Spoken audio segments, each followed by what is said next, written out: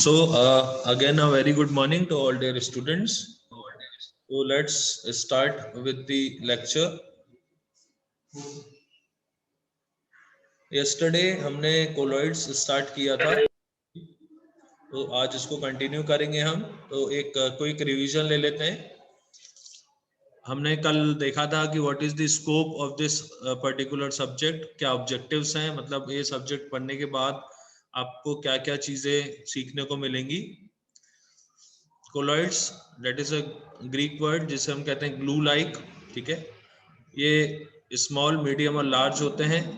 These are defined as those polyphasic systems where at least one dimension of dispersed phase measures between 10 to 100 Armstrong to a few micrometers.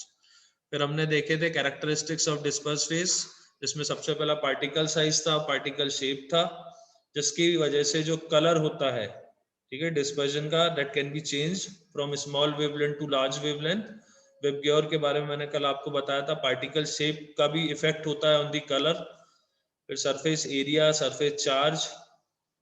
Then applications हमने देखी थी, therapy, जिसमें absorption, toxicity, solubility, stability, targeting of drug to the specific organ and official preparations. Then we have studied the classification of colloidal dispersion, that is basis on the of the charge and the state of matter and interaction of the dispersed particle with dispersion. बाद हमने कुछ examples मैंने आपको बताए थे. Solid है, तो that is the example. उसका एग्जांपल है जिंक ऑक्साइड टूथपेस्ट. ऐसे ही हमने कल सारे एग्जांपल्स देखे. Then based on interaction, lyophilic colloids होते हैं जो कि स्टेबल होते हैं बेसिकली. फिर लायोफोबिक होते हैं जो कि अनस्टेबल होते हैं. They have less affinity to the dispersion medium, that is solvent. Preparation method में हमने दो मेथड देखे थे, डिस्पर्जन मेथड और कंडेंसेशन मेथड. सबसे पहला था मिलिंग एंड ग्राइंडिंग, जिसमें हम मिलिंग और ग्राइंडिंग करते हैं. पेप्टिडाइजेशन है जिसमें हम पेप्टिडाइजिंग एजेंट का यूज करते हैं. इलेक्ट्रिक आर्क मेथड हमने देखा. Ultrasonic treatment. कंडेंसेशन मेथड जिसमें हम साइज इंक्रीज करेंगे. इसमें दो स्टेप्स होते हैं, पहला होता है न्यूक्लिएशन और दूसरा होता है growth of nuclei. Then comes addition of non solvent and chemical methods. Association of colloids या एम्पीफिल्स की हमने बात की थी, जिसमें हमने पढ़ा था CMC, that is critical micellar concentration. It is defined as the concentration range of the surfactant which micelles start forming. It's a concentration range. इसका मैकेनिज्म हमने कल पढ़ा था. क्राफ्ट पॉइंट होता है, it is defined as the temperature at which solubility of surfactant is equal to the CMC. Then come surfactant की applications की जब हम बात करेंगे तो वहां पे prevent hydrolytic oblique oxidative decomposition, improving solubility of poorly soluble drugs with a micellar solubilization. फिर हमने देखा था non ionic surfactant commonly use होता है in the pharmaceutical industry, that is tween 80. इसमें आप देख सकते हैं तीन लेयर्स हैं. पहली नॉन पोलर लेयर है, ठीक है, that comprises of benzene and टाउलिन. It dissolves in the core centered near the tails. Then comes phenol salicylic acid, semipolar. It's a benzene ring dissolve in center. Hydrocarbon chain dissolve near the head. और third आता है polar zone, जिसमें para hydroxy benzoic acid का use करेंगे, that dissolve near the head. तो formulation factors में हमने पढ़े थे what are the type of surfactant. तो you can use non ionic और ionic surfactant. Non ionic surfactant अगर आप यूज कर रहे हो, that is for internal and external use both, but ionic surfactant is used only for external use. Internally it's toxic in nature. Concentration of the surfactant की हमने बात की थी, लो कंसंट्रेशन, मीजल्स फॉर्म नहीं होते हैं. सीएमसी लेवल तक अगर हम इसे लेके आते हैं, मीजल्स फॉर्म होते हैं, सॉल्युबिलिटी भी इंप्रूव होती है और एब्जॉर्प्शन भी इंप्रूव होता है. हाई कंसंट्रेशन की बात करेंगे तो drug tightly bind by laminar micelles, reduce absorption, action and surfactant. High concentration cause toxicity. तो हमें बेसिकली सीएमसी कंसंट्रेशन को ही फॉलो करना है, लो कंसंट्रेशन और हाई कंसंट्रेशन को फॉलो नहीं करना है. Then comes purification of colloidal dispersion. इसमें कुछ मेथड्स थे ऑफ प्यूरिफिकेशन, डायलिसिस, इलेक्ट्रोडायलिसिस और अल्ट्राफिल्ट्रेशन. डायलिसिस में क्या होता है, देयर इज अ मेम्ब्रेन जिसे हम डायलिसिस मेम्ब्रेन कहते हैं. Solution inside membrane is called dialysate and solution outside membrane is called diffusate. Electrodialysis, it's similar to diffusion but enhanced by applying potential difference across the membrane. तो यहाँ पे जो non ionic impurities होती है can not be separated by this method. फिर ultra filtration में हम ordinary filter paper का यूज करेंगे that has to be impregnated with collodion that has very small pores for separation of colloidal particles. Then comes the pharmaceutical applications, properties of colloid, optical properties, kinetic properties and electrical properties. Optical properties की आज हम बात करेंगे। So it is useful to measure size, shape, structure and molecular weight of the colloids. That includes light scattering and turbidity. आप जैसे कि देख सकते हैं this is a light pure dispersion medium होगा तो it passes without deviation. वहीं पे अगर colloidal dispersion होगा, ठीक है, तो light क्या होगी, scatter होगी। Okay, you can see in the diagram light is scattered after passing through the colloidal dispersion. इसका जो refractive index होगा वो change हो जाएगा। Mechanism क्या है? Light disperse particle, polarize atoms oblique molecules, dipoles emit light in all direction, that is called light scattering. Then comes Tyndall effect. Light scattering is clearly visible in dark background at perpendicular angle. तो यहाँ पे narrow beam या टिंडल beam, colloidal dispersion, path scattered. Light scattering studied in light, ultra और electron microscope. Light microscope का भी use करेंगे जिसमें source of radiation होता है visible light. There are two separate particles that are visible if distance between them is 0.2 micron. इतना distance होना जरूरी है तभी वो पार्टिकल सेपरेट एंटिटीज के फॉर्म में आपको दिखेंगे। It's not suitable for colloidal particles क्योंकि वो पार्टिकल्स काफी स्मॉल होते हैं। Then comes ultra microscope, that is also called dark field microscope. It is used to observe the Tyndall effect. Dispersed particles appear as bright spot in dark black ground. ठीक है, background actually used to determine the zeta potential. ठीक, you can see the light source. There is a hollow cylinder for light जिसमें से light pass होगी। ठीक है, this is the sample. You can see the scattered light. फिर एक slit लगी होगी जिसके थ्रू आप अल्ट्रा माइक्रोस्कोप से आप इसको ऑब्जर्व कर सकते हो। ठीक है, then comes electron microscope, used to measure the particle size, shape and structure. Radiation source high energy electrons. ठीक है, as wavelength decreases resolution increases. ठीक है,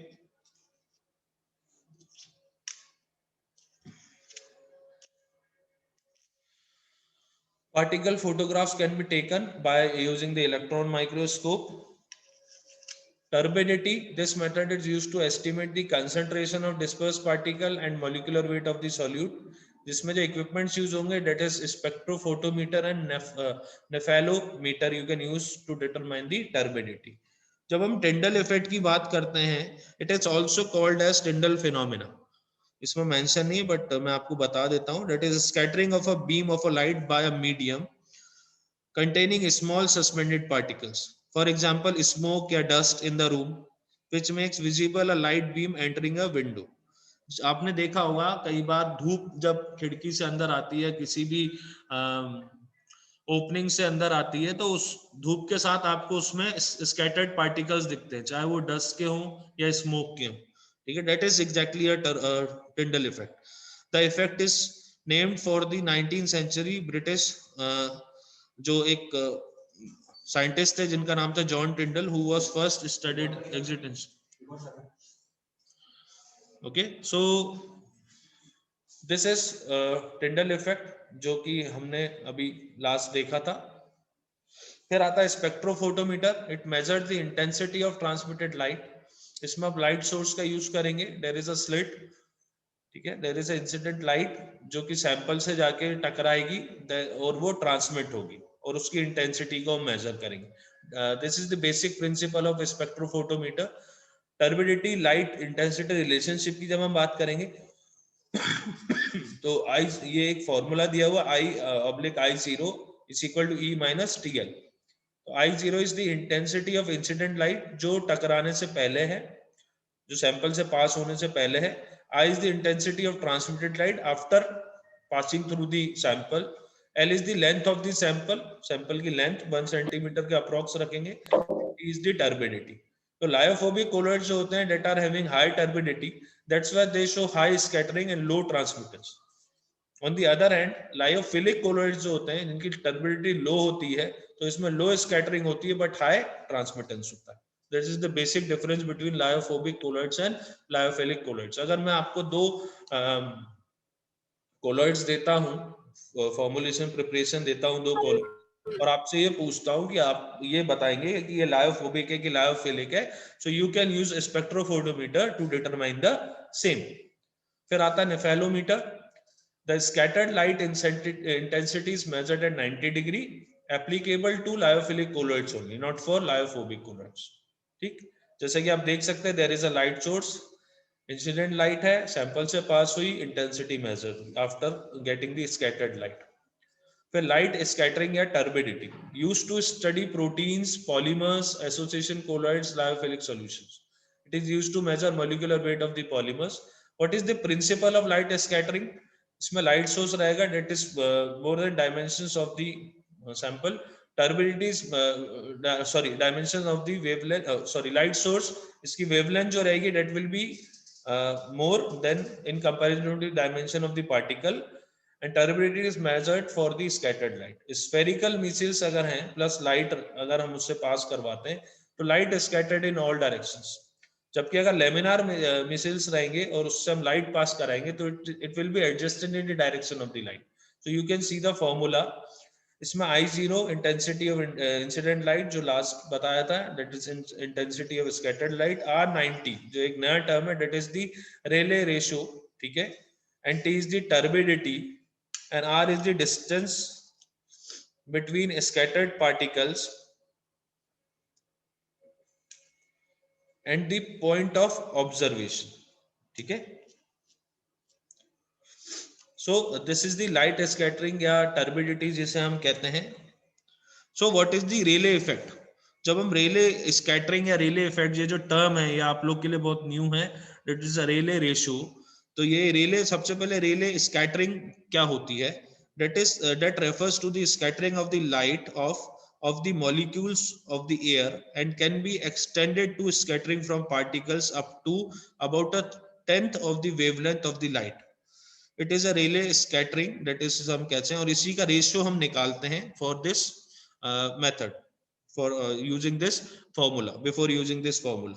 ठीक, so मैं फिर से आपको बता रहा हूँ what is Rayleigh scattering. It refers to the scattering of light of, ठीक है, the molecules of the air, air के जो molecules होते हैं वो naked eye से नहीं दिखते हैं, and can be extended to scattering from the particles up to about the tenth of the wavelength of the light. It is a Rayleigh scattering, इसे हम Rayleigh scattering कहते हैं. Okay, so you have to study about it before putting the values in the formula. फिर आता है molecular weight, जिसमें turbidity relations graph हम देखेंगे. इसमें आप फॉर्मूला देख सकते हैं. This is a graph. C is the concentration of the solute, that will be in gram per centimeter cube. M is the average molecular weight of the colloid. B is the interaction constant of solvent solute system. H is the optical constant depending on the refractive index. फिर आती है kinetic properties. Kinetic properties is used to detect the stability of the system, molecular weight of the particle and transport kinetics. That इन सभी चीजों को study करने के लिए हमें kinetic properties को देखना पड़ता है. That includes Brownian motion, diffusion, sedimentation, viscosity and colligative properties of the system. Then comes a term that is called Brownian motion. इसके बारे में आपने already पढ़ा होगा. That is Robert Brown theory that states colloidal particles जिनका size approximately 5 micrometer होता है, continuous random motion में रहते हैं. ठीक है, that is because of thermal energy. In motion they colloid with the walls and other particles, and the change in the direction या velocity उसको हम observe कर सकते हैं by using a light microscope. Particle move against gravitational force. Okay, and Brownian motion stops with increase in size and viscosity. जैसे जैसे size बढ़ता जाएगा पार्टिकल्स का, वैसे वैसे Brownian motion कम होता जाएगा और एक पॉइंट पे आके वो बंद हो जाएगा और उसकी विस्कोसिटी सिस्टम की बढ़ जाएगी. डिफ्यूजन क्या है? Colloidal particles of small size passes through the porous plug. ठीक है, Brownian motion. Fick's first law की बात करेंगे यहाँ पे, that states that the particles diffuse spontaneously from a region of high concentration to the region of low concentration until diffusion equilibrium is attained. What is the application of Fick's first law? फिर से बता रहा हूँ ये आपको। फ्रिक्स first law क्या कहता है? That the particle diffuse spontaneously from region of high concentration to region of low concentration until diffusion equilibrium is attained. What is the application? तो Fick's first law is basically applied to determine the molecular weight. इसका formula आपके सामने है। D is the diffusion coefficient of the polymer, R is the ideal gas constant, T is the absolute temperature, eta is the viscosity of the dispersion medium, N is the Avogadro's number, M is the molecular weight of the polymer, and V is the partial specific volume of the particles. So diffusion experiment, capillary viscometer you can use, and you have to, for V, that is partial specific volume of the particles, you have to go for density determination. In diffusion experiment, call it quantity of the drug diffused is, there is a formula for that. Then dq is the quantity of the drug diffused. कैसे निकालेंगे? We have to calculate the diffusion coefficient, that is D. S is the plane area, dc is the concentration change, dx is the distance traveled, and dt is the time taken for diffusion. There is a donor compartment and receptor compartment. जैसे कि diffusion होता है high concentration से low concentration की तरफ, तो आप देख सकते हैं डोनर कंपार्टमेंट में कंसंट्रेशन ज्यादा है. That why by using the membrane you can see that the donor compartment donate the molecules to the receptor compartment of having low concentration. इसमें फिर एक चीज आती है Graham's law of diffusion, that is the speed of diffusion fast that are crystalloids, salt होगा, acid होगा, base हो गए. अगर स्पीड ऑफ डिफ्यूजन स्लो है तो that is the colloidal substance, जैसे कि जेलेटिन, एल्ब्यूमिन या ग्लू. तो this is the basic difference. Sedimentation की जब हम बात करेंगे, this is influenced by gravitational force and it is applicable for particle size more than 0.5 micrometer. Stokes law equation, velocity of sedimentation, colloidal particles have Brownian motion having no sedimentation. मैंने आपको पहले ही बताया था ब्रोनियन मोशन जितना ज्यादा होगा उतना rate of sedimentation कम होगा, उतनी विस्कोसिटी कम होगी सिस्टम की. ठीक है. For sedimentation we can use ultra centrifuge. Applications की बात करें, मॉलिक्यूलर वेट एस्टिमेशन के लिए यूज किया जाता है sedimentation method and to study the micellar properties of the drug. Then comes the colligative properties. So only osmotic pressure is suitable for measurement of molecular weight of the dispersed particle. इसमें viscosity की बात करेंगे, affected by many parameters. Shape of the particle, viscosity कम रहेगी. Linear shape के particles में viscosity ज्यादा मिलेगी आपको. Affinity of the particle to the medium, lyophobic, linear shape, increase viscosity. Type of colloidal dispersion, dispersion medium of lyophilic, increase viscosity. अगर lyophobic है तो decrease viscosity. Molecular weight of the polymer, that is proportional to the viscosity. It is directly proportional to the viscosity. So इसमें एक equation आती है, Einstein equation, calculate viscosity. So eta is the viscosity of dispersion medium. Then comes eta 0 या O, viscosity of the dispersed particle, and this is volume of the fraction of the particle. By this formula you can calculate the viscosity of the system. Then comes relative viscosity. ठीक, specific viscosity. जैसे कि आप देख सकते हैं, there is a graph molecular weight determination के लिए जिसमें हमने फॉर्मूला यूज किया है. Eta is the intrinsic viscosity, you can calculate by viscometer. K is the constant of a polymer and M is the molecular weight of the polymer. Okay. So इस graph में आप देख सकते हो जैसे concentration है, कंसंट्रेशन एक्स एक्सिस पर है, और जो विस्कोसिटी है, ठीक है, या मॉलिक्यूलर डिस्पर्जन है, वो मॉलिक्यूलर वेट है ऑफ द डिस्पर्जन का, that is on the Y axis. There is an intrinsic factor, जैसे जैसे कंसंट्रेशन बढ़ेगा वैसे वैसे मॉलिक्यूलर वेट भी बढ़ता जाएगा.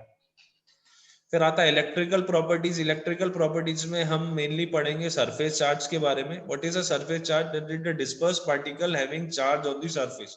So dispersed particles added in the electrolytic solution forms having electrical double layer. आप यहाँ पे दो तरीके के पार्टिकल्स देख सकते हैं. ये एक पार्टिकल है जिसमें नेगेटिव चार्ज है, these are the surface charge. क्योंकि अपोजिट चार्ज अट्रैक्ट करते हैं एक दूसरे को, तो अगर इस पार्टिकल में नेगेटिव चार्ज है तो डेफिनेटली पॉजिटिव चार्ज की लेयर फॉर्म होगी. there is a term called zeta potential. This is the electrical potential in the plane of shear of the charged particle. It is used in predicting stability of the colloidal dispersion. Then comes electrophoresis. It is used to determine sign and magnitude of the zeta potential, and this involves movement of charged particle under the influence of an applied potential difference. उसके बाद sign की बात करें, particles move toward the anode, ठीक है, तो ये मानते हैं हम कि कोलॉइड जो है वो नेगेटिवली चार्ज है. अगर पार्टिकल्स कैथोड की तरफ मूव करते हैं, that means your colloid system is positively charged. Magnitude, rate of migration depend on the charge of the particle and potential gradient applied. Ultra microscope you can use to measure the magnitude, standardized by particles of known potential. For an example, RBC of the rabbit. Velocity of the particle migration is directly proportional to potential gradient applied. जितना ज्यादा potential gradient apply करेंगे उतनी ज्यादा velocity रहेगी particles की for migration from one part to another. ठीक है. Velocity also depends on the dielectric constant and viscosity. Dielectric constant और viscosity पे भी velocity depend करेगी. Then comes a very important part of this chapter, that is donor membrane equilibrium. This principle is used to enhance the absorption of the drug. जैसे कि for example sodium salicylate है या potassium benzyl penicillin है, इसमें हम use करेंगे sodium CMC. So sodium CMC is an anionic proelectrolyte that is non-diffusible. अगर हम इसमें सोडियम CMC के साथ anionic ड्रग को ऐड करेंगे तो ड्रग डिफ्यूजिबल होगा, that is increase absorption of the drug.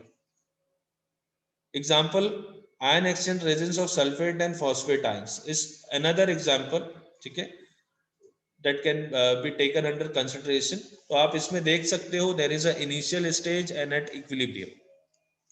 तो सोडियम और पोटेशियम कैल्शियम के आयंस आपको दिख रहे हैं, ठीक है. फिर जब आप देखेंगे तो sodium and calcium sodium and chlorine are diffusible and R is indiffusible. तो इक्विलिब्रियम स्टेज पे क्या होगा, यू कैन सी सोडियम जो रहेगा वो ऑलरेडी डिफ्यूजिबल था और जो क्लोरीन रहेगा वो बाद में डिफ्यूज होके, और तब तक डिफ्यूज होगा जब तक एक इक्विलिब्रियम स्टेज फॉर्म नहीं आ जाती है, इक्विलिब्रियम नहीं आ जाता. एट इक्विलिब्रियम चार्ज बैलेंस रहेगा, इलेक्ट्रोड न्यूट्रलिटी आ जाएगी, आउटसाइड सोडियम रहेगा, ठीक है, इनसाइड सोडियम भी रहेगा, और जो आपका पार्टिकल है जो चार्ज है जो कि माइग्रेट नहीं हुआ है वो भी साथ में रहेगा. तो ये दो आपको अलग अलग इक्वेशंस दिखेंगी आउटसाइड में और इनसाइड में. According to the principle of escaping tendency of the electrolyte, concentration on both sides of the membrane should be same outside and inside. So इसको कन्वर्ट करेंगे into concentration, so you will be getting the formula. इसको equation को अगर हम देखते हैं तो this is the equation जो कि बनेगी in case 1 and case 2. Equations help in selecting appropriate concentration of the component. Then come stability of the colloids. So good colloidal dispersion should not change until use. Colloidal dispersion stable, that is Brownian motion. Unstable, precipitate form हो जाएगा. Stability के reasons अगर हम बात करें तो जब हम लायोफिलिक कोलॉइड्स की बात करते हैं तो solvent sheath on the particles is responsible for stability, जबकि लायोफोबिक की जब हम बात करते हैं तो electrical charge on the particles are responsible for stability. इसमें एक थ्योरी आती है that is very important theory, DLVO theory, that is Derjaguin, Landau, Verwey and Overbeek theory. This theory is based on distance between two particles and their interactions. Colloidal particles exhibit Brownian motion causing collisions between the particle, and the amount of electrolytes control stabilization and precipitation. This theory is very important and it is basically based on the distance between the two particles और उनके बीच का interaction. तो जो colloidal particles होते हैं वो Brownian motion exhibit करते हैं जिसकी वजह से collisions होता है between the particle, and amount of electrolytes जो होते हैं उस system में that control the stabilization and precipitation. कि आपका जो सिस्टम है वो स्टेबल है कि प्रेसिपिटेट हो रहा है, दैट मींस वो अनस्टेबल है, और अगर स्टेबल है दैट मींस वहां उन पार्टिकल्स के बीच में ब्रोनियन मोशन है. So you can see the graph. पहले सबसे पहला वंडरवॉल अट्रैक्शन फोर्सेस, ठीक है. This is chemical nature, size of particle and attraction curve, that is VA। ये आप देख सकते हो, this is VA attractions. This is number 1 is this blue, आप देख सकते हो पर्पल लाइन का कर्व आ रहा है। देन कम्स VR कर्व, ठीक है, that is electrostatic repulsive curve, ये रिपल्शन कर्व जो आपको इधर दिखेगा, this is the repulsion curve. It is due to density, surface charge and thickness. Repulsion curve, zeta potential की स्टेबल रेंज इसमें रहती है 20 to 50। फिर नेट एनर्जी इंटरेक्शंस आता है जो कि आप देख सकते हो VT में, this is the net energy interaction. इसमें आप देख सकते हो पोटेंशियल एनर्जी है, पॉजिटिव चार्ज और negative charge. It's algebraic additions of the two curves, algebraic additions of the two curve। तो यहाँ पे 3 कर्व आपको दिख रहे होंगे, wonder wall attraction forces, electrostatic repulsive curve and net energy interaction.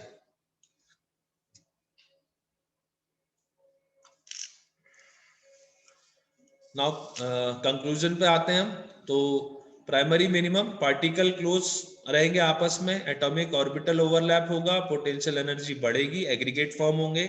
Particle separated रहेंगे, attractions and aggregates that is used in control flocculation, and net energy peak and intermediate distance that is between 3 to 4 Armstrong, there will be attractions that is equal to repulsions। Brownian motion रहेगा, stable रहेगा, zeta potential will be across 50 mega MV, that is the unit of the zeta potential। Peak height is proportional to the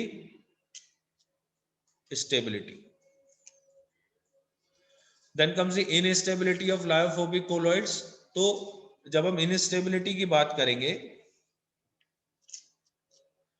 तो breakage of potential energy barriers lead to precipitation और agglomeration.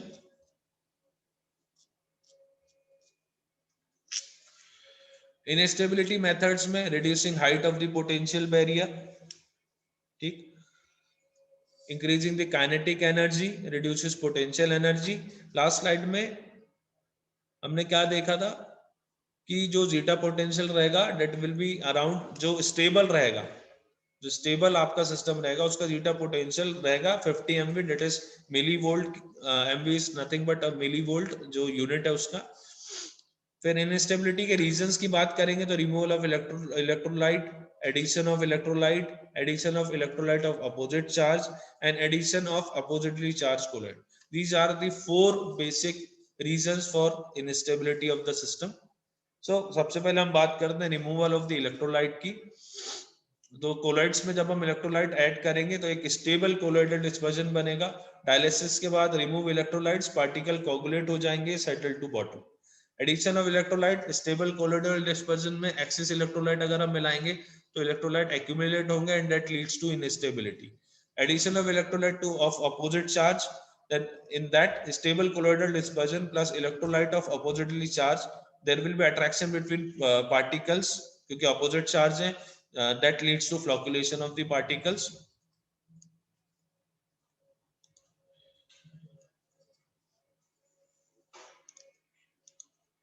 ठीक है, और इसमें एक शिजुल Hardy rule आप लोगों को इसमें दिया हुआ है, that is precipitating power is directly proportional to the ionic charge।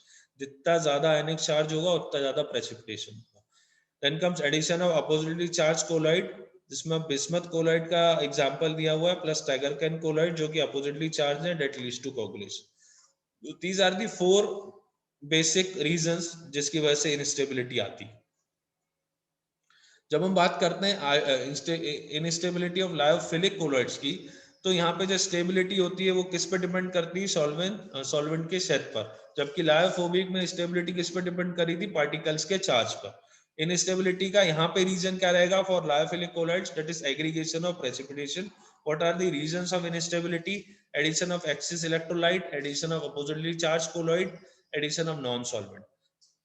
तो सबसे पहले हम बात करेंगे एडिशन ऑफ एक्सिस इलेक्ट्रोलाइट की। तो इलेक्ट्रोलाइट नॉर्मल कंसंट्रेशन में डालेंगे, जीटा पोटेंशियल कम रहेगा, there will be no coagulation. जब हम हाई कंसंट्रेशन में इलेक्ट्रोलाइट डालेंगे, there will be ions plus water, no solvent for shell, that leads to instability. इसमें आपको एक नई टर्म दिख रहा होगा, Hofmeister rank order, that states that the precipitating power of an ion is directly related to the ability of that ion to separate water molecules from colloidal particles. ठीक है, फिर से बता रहा हूं, it states that the precipitating power of an ion is directly related to the ability of the ion to separate water molecule from the colloidal particle. जैसे जैसे water molecule निकलता जाएगा particle में से, just having the greater affinity of that ion towards the water, तो system आपका unstable होता जाएगा.